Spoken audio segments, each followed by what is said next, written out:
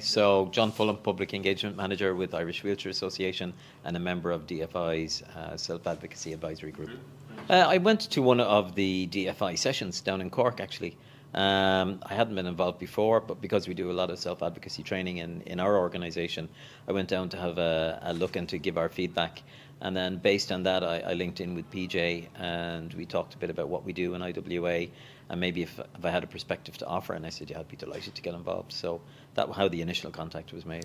Well, I think the toolkit is important because it gives people probably a structure and a resource to demystify what advocacy and self-advocacy is. And, you know, for organisations who are starting down the path of self-advocacy, it can be quite daunting as to what exactly it is and how to go about it.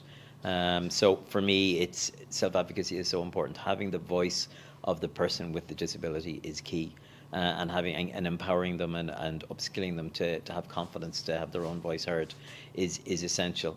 If we want to realise that right of having your voice heard. So I think the toolkit gives a knowledge base, it gives a structure, it demystifies what it is, and it helps people take step by step instruction, for want of a better word, as to how we go about it.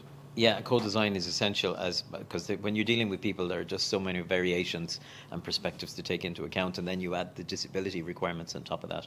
Different people have different support requirements, different viewpoints.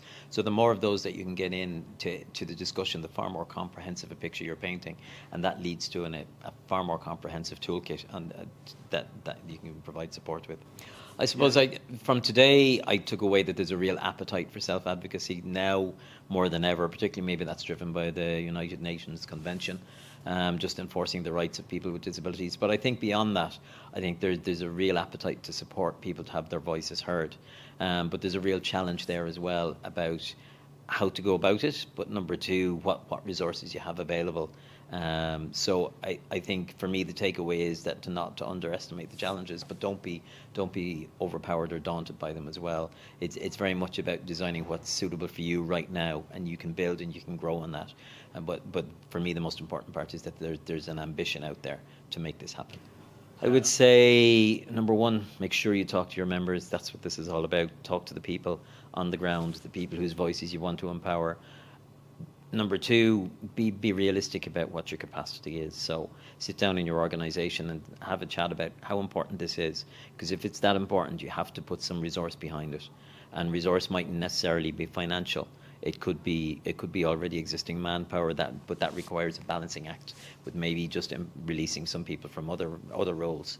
So it's really be realistic about what you can achieve, because then that will determine what you can do and how you can go about it, and build your allies. There are people out there who will support you, who will be willing to work with you and to give you advice. And if you can put all of those together, you can start a really meaningful journey. Okay, firstly, what I would like to see is like DFI, I suppose, seeing the reward for their hard work, so that people are taking the toolkit, that they're using it, that they're coming back at questions.